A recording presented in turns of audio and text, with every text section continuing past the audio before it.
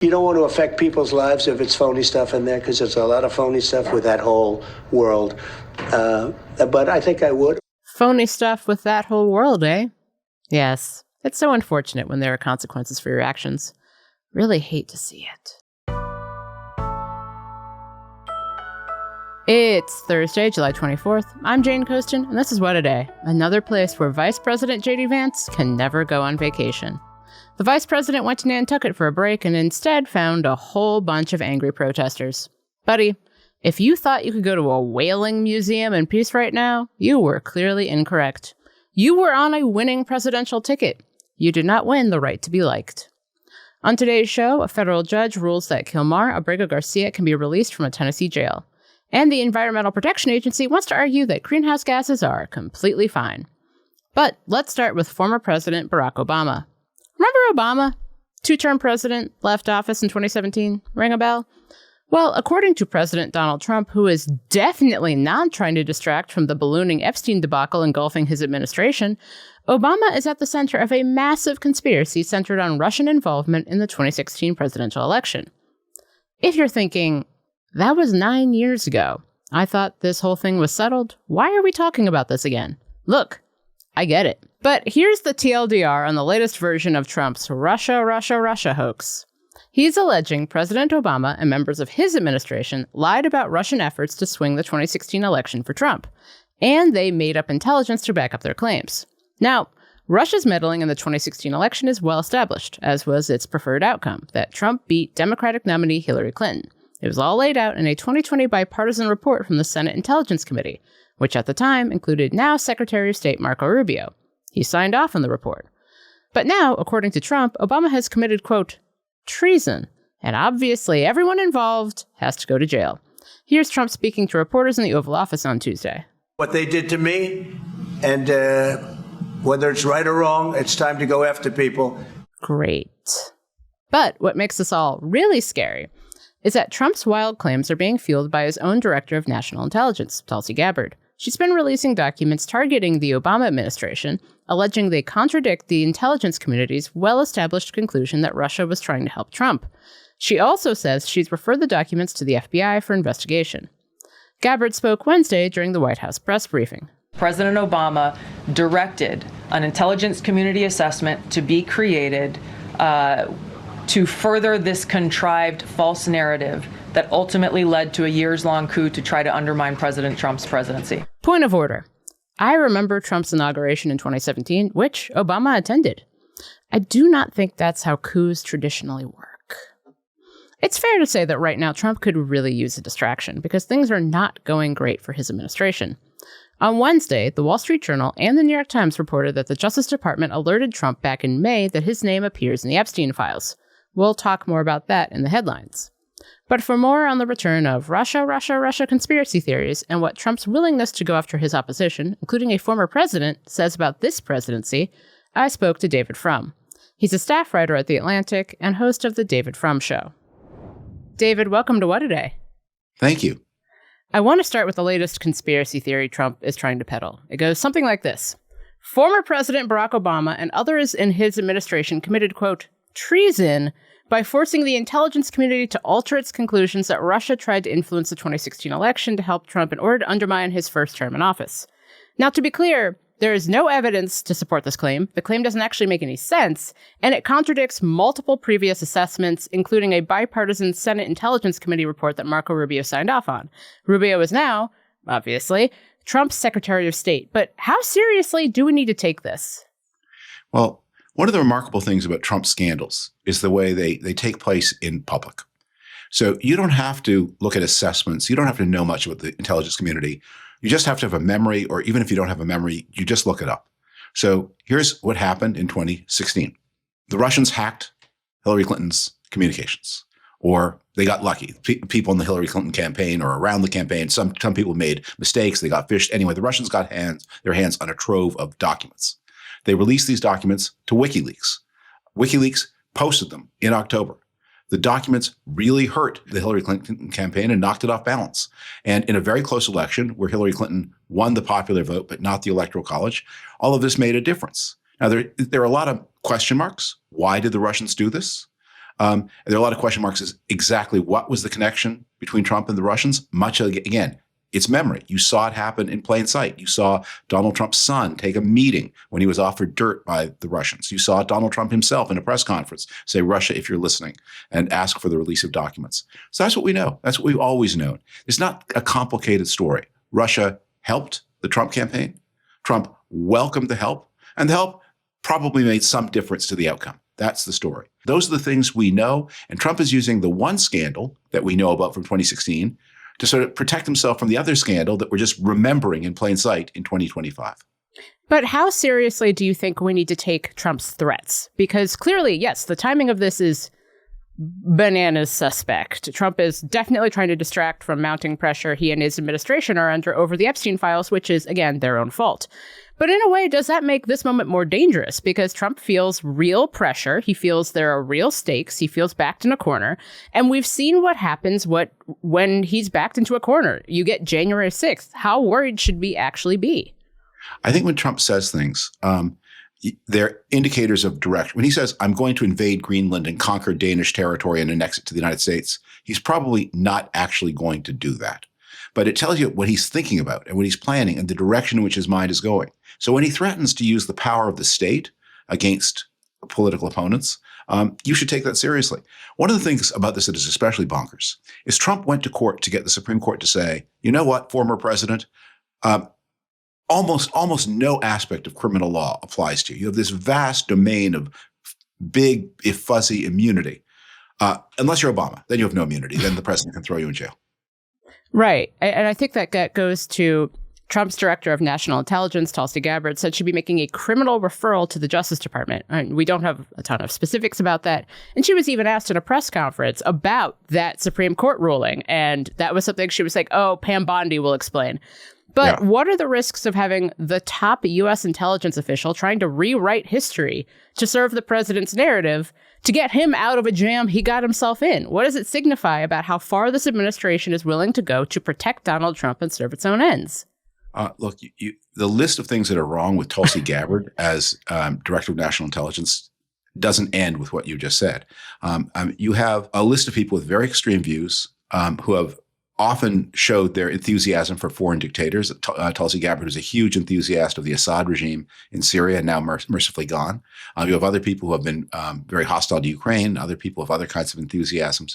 And they have all these crucial points in the national bureaucracy. And so whether they do this thing they say or not, the whole government of the United States is spinning in these crazy directions at a time when the United States has fewer friends than it used to do, at a time when we're facing these global pressures, and at a time when in the United States itself, police power is being used in all kinds of astonishing new ways. I mean, I personally don't fear that I will have a masked man in a tactical outfit playing dress up seize me and put a rifle up my nose, but it's happening to dozens, hundreds of people. And if this continues, one of the things I think about a lot is how do you conduct the 2026 elections in situations where ICE, which is going to be on its way by then to being bigger than the United States Marine Corps, is doing these random raids, harassing people and intimidating people. There are a lot of people who are American citizens entitled to vote who have spouses who may not be American citizens entitled to vote. Do they go into the line? Are they afraid for their relatives? And can you create enough chaos that Trump can selectively seize this part of America, that part of America, and say we're having a state of emergency here during the 2026 elections? It's interesting also because members of Trump's MAGA base have been demanding for years to see former Secretary of State Hillary Clinton and Obama imprisoned. Like, I remember Lock Her Up. I was alive in 2016. Those people have long bought into Trump's narrative that the investigations around Russian meddling were all a hoax and everyone they don't like should go to jail. So the base is primed for this. What is actually stopping the administration from acting on these threats? Yeah. Well, in the past, you would have said the integrity of the federal Justice Department. You would have said the character of the Attorney General. You would have said the threat of resignations throughout the Attorney General's office and the Department of Justice, but those things are less real.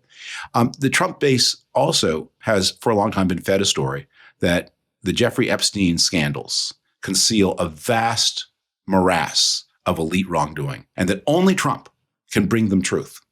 And the question, I think the question of all the things you're asking is to what extent can he pivot his base or at least the parts of the base that he most needs, into agreeing with him. Yeah, suddenly, we've spent all these years being promised a huge revelation about a global conspiracy behind Jeffrey Epstein, and now we're told, forget about it.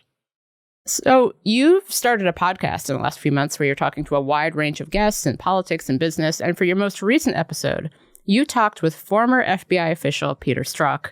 He was fired from the Bureau during Trump's first term after disparaging texts he made about Trump were made public. And you talked about how Trump is destroying U.S. counterintelligence apparatus. So how does what we're seeing right now with Epstein, with these conspiracies about Obama, fit into that conversation? Well, 2 points. The first is, if you follow the news, a lot of these names become very familiar, but they become familiar as names and causes.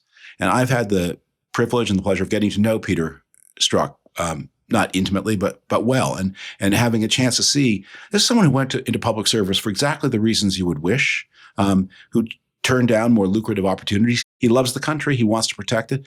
He's not that political. But the thing that I had in mind when we talked about this is the Trump administration struck Iran with a series of bomb attacks. By the way, that's a decision I think was probably right. I supported that action. But when you do something like that, you're opening a door to a very complicated chain of events. And one of the obvious things the Iranians might do that they have done in the past is strike back in a terrorist way against targets inside the United States and U.S.-linked targets all over the world. They have a long history of doing this. You need every counterterrorism resource in the FBI and other agencies to be deployed to protect Americans against Iranian retaliation that may be to come. And instead, they are turning off the intelligence systems. They're turning off counterterrorism. They're letting people go. They're forcing people into early retirement. And they're moving resources from all of those things that are probably, in most people's opinion, the first line job of the United States government domestic security operation, and putting them all into putting guns up the noses of gardeners and roofers. What kind of advice did Strzok have, if any, for current career government officials, especially in his former department, who are now being pressed to toe the line for the administration or be fired? Well, we didn't talk about that advice. I've talked about that kind of advice with other people and many times over the years, 2016. And I think the advice that I would give is always, you have to be very clear in your own mind about where your red lines are and your own ability to execute your red lines. And I wrote something at the very beginning of the first Trump administration where I said, just imagine the Oval Office. It is an awe-inspiring place. It's designed to be awe-inspiring. And there's the President of the United States, and he's asking you to do something wrong. If you're going to take the job, you need to know that you will be able to say no. And you need to be sure that you may walk into that room intending to say no, but when you're there, your mouth may say something different. So you need to know yourself. And you need to keep one more thing in mind. If Trump thought you would say no, you wouldn't be in the room in the first place. David, thank you so much for your time. Thank you for having me. Bye-bye. Let's be real. Following the news cycle during this flood the zone era can feel like chasing a garbage can and trying to get more garbage out of the garbage can into your brain. But people like you tuning out is what the Trump media machine is counting on. On What a Day, we take this large garbage can of a timeline and compress it into something irreverent, engaging, and fast. Subscribe to our channel. It means you won't miss an episode, and it helps more people find our show. What a Day is brought to you by Z-Biotics Pre-Alcohol. Let's face it, after a night of drinks, I do not bounce back the next day like I used to. I have to make a choice. I can either have a great night or a great next day. That is, until I found pre-alcohol. Z-Biotics Pre-Alcohol Probiotic Drink is the world's first genetically engineered probiotic. It was invented by PhD scientists to tackle rough mornings after drinking. Here's how it works. When you drink, alcohol gets converted into a toxic byproduct in the gut. It's a buildup of this byproduct, not dehydration, that's to blame for rough days after drinking. Pre-alcohol produces an enzyme to break this byproduct down. Just remember to make pre-alcohol your first drink of the night, drink responsibly, and you'll feel your best tomorrow. Every time I have pre-alcohol before I have drinks, I notice a difference the next day. Even after a night out, I can confidently plan on working out without worry. Summer is here, which means more opportunities to celebrate the warm weather. But before you have that backyard barbecue brew, glass of Pinot watching the sunset at the beach, or a cocktail by the campfire, don't forget your Z-Biotics Pre-Alcohol. Drink one before drinking and wake up feeling great and ready to take on the next day and all that summer has to offer. Go to zbiotics.com/WAD to learn more and get 15% off your first order when you use code WAD at checkout. ZBiotics is backed with a 100% money-back guarantee, so if you're unsatisfied for any reason, they'll refund your money. No questions asked.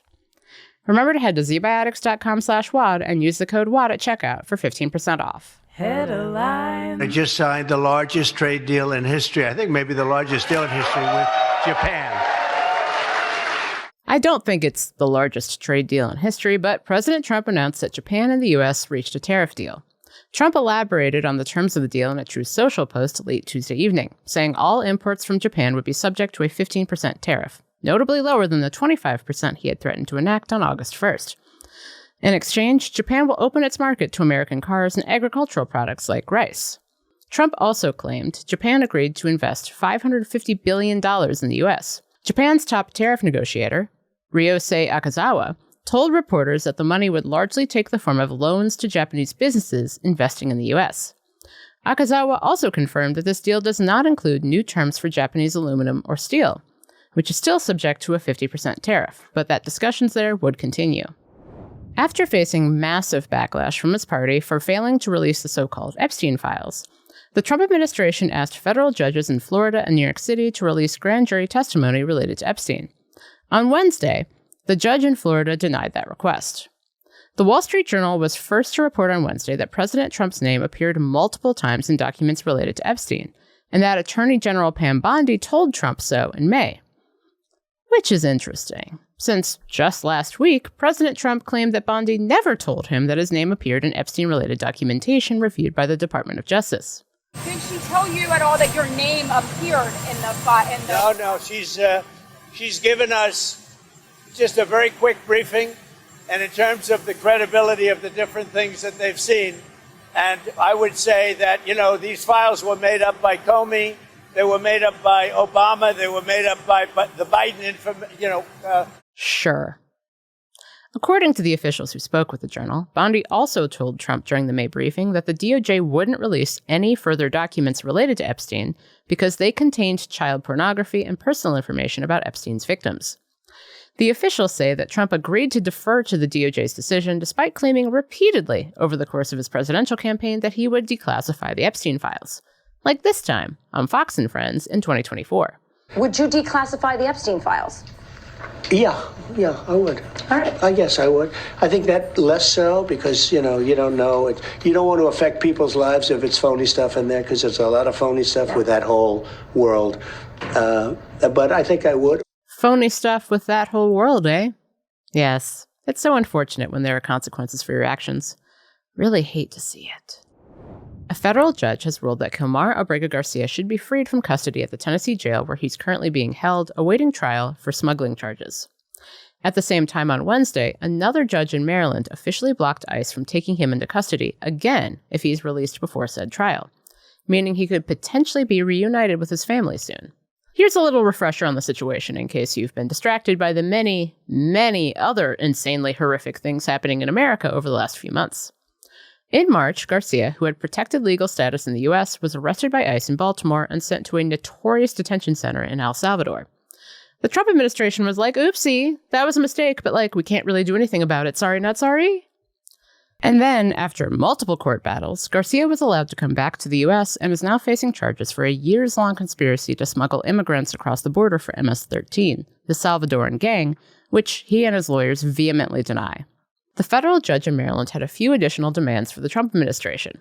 Give at least 3 days' notice if ICE plans to detain him again, and restore the federal supervision he was under before being wrongfully deported in the first place. Meanwhile, Trump's team is really pushing hard for Garcia to lose that trial. Here's Department of Homeland Security Secretary Kristi Noem sharing her extremely subtle and unbiased take on the issue. He's standing trial now, and I hope he faces consequences for his crimes, and that will be something that we will be able to deliver for the people that have been victimized by him and his actions over the years. And then when that is done and that process is over, he should never be allowed to be free in the United States of America. Remember, the trial has not even happened yet, and in the United States of America, you are innocent until proven guilty. U.S. officials also say they could potentially skirt the rules by simply deporting Garcia to a totally different country like Mexico or South Sudan. Cool. The Environmental Protection Agency is working on a plan to reverse a 2009 legal decision that greenhouse gases endanger public health by driving global warming. That legal decision, known as the endangerment finding, has served as the basis for the EPA's ability to regulate greenhouse gas emissions from cars, power plants, factories, and more. In March, EPA Administrator Lee Zeldin announced that the agency would reevaluate the endangerment finding, saying that the EPA would, quote, follow the science, the law, and common sense wherever it leads. It's hard to imagine common sense leading to the conclusion that actually greenhouse gases are truly no biggie and regulating them is for chumps who hate freedom. But Lee, I can't wait to see what you have in store for the future of our planet. Two anonymous sources with knowledge of the plan told the New York Times the proposal argues that it's not really the greenhouse gases that hurt us. What we're actually suffering from is the, quote, reduced consumer choice that climate regulations create. On Wednesday afternoon, Zeldin confirmed in an interview with Newsmax that he'd sent the proposal to reverse the endangerment finding to the Office of Management and Budget. And that's the news. That's all for today. If you like the show, make sure you subscribe, leave a review, contemplate how Donald Trump's polling has pretty much cratered, and tell your friends to listen. And if you're into reading, and not just about how Trump's polling on pretty much every issue, including immigration, is very bad, like me, What A Day is also a nightly newsletter. Check it out and subscribe at crooked.com/subscribe. I'm Jane Kostin, and I'm sure one more weird press conference yelling about how no one cares about Jeffrey Epstein will help.